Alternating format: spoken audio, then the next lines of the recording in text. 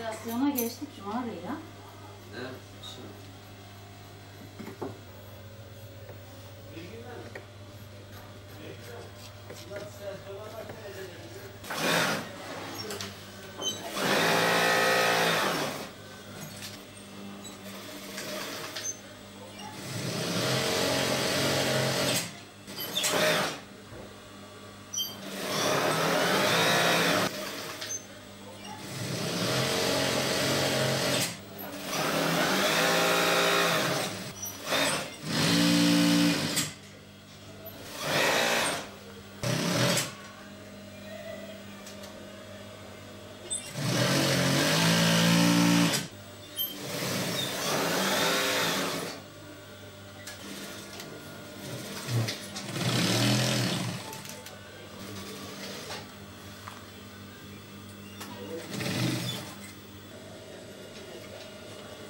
Sen 12 kat mı aldın?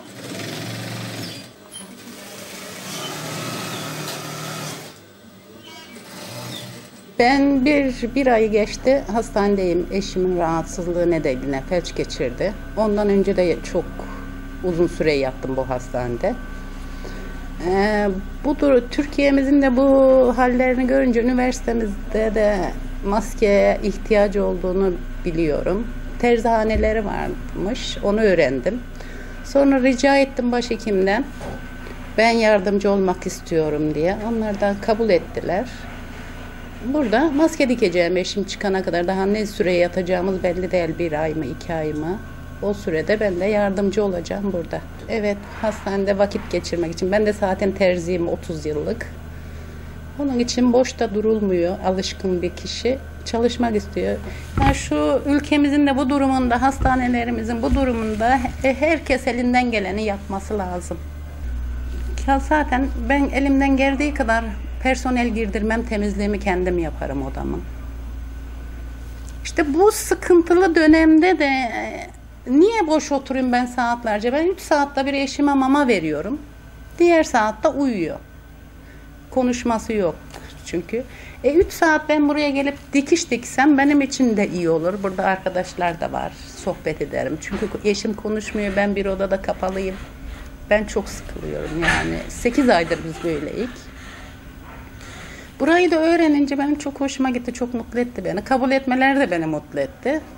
Çalışacağım yani çıkıncaya kadar. Gerekirse evime çıksam bile ben yine yardımımı esirgemeyeceğim. Evimde dikip getireceğim.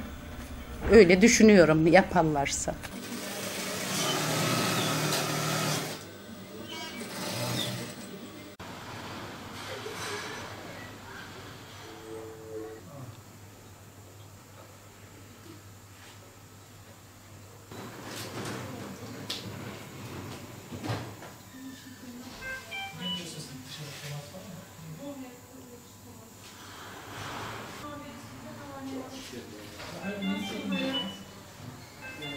Evet, tabi bu kritik süreçlerde bazı ekipmanlara ciddi manada ihtiyaç duyuluyor. Bunlardan bir tanesi de maskeydi. Evet, 5 aylık stoğumuzda maskemiz var ama sürecin ne kadar süreceğini şu anda öngöremediğimiz için tedbir amaçlı biz kendi imkanlarımız dahilinde maske üretmeye başladık. Tabi bu süreç içerisinde uzun süredir takip ettiğimiz bir hemşiremizin babası olan bir hastamız var. Bu hastamızın yanında refakatçi olan eşi buna katkıda bulunmak istedi. Bizi tabii bu mutlu etti. Akabince hatta vatandaşlardan, terzilikten anlayan kişiler ya biz de üretim yapabiliriz diye bize geri dönüşler sağladılar. Tabii o refakatçimizin özellikle bir talebi oldu. Ben makinamı getireceğim. Nasıl olsa burada hastamın başında duruyorum. Hastamın başında dururken sizlere maske üreteceğim dedi.